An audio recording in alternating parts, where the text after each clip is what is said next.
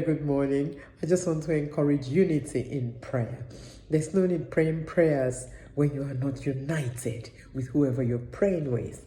Luke 11:17 says that a house that is divided against itself will collapse.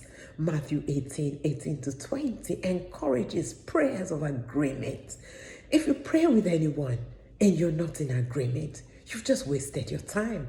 Particularly couples, you are the best two to agree.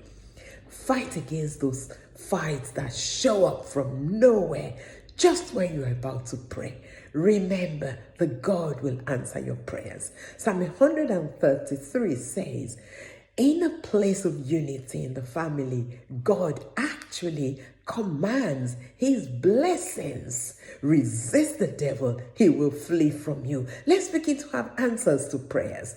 Go for it. Pray in absolute unity.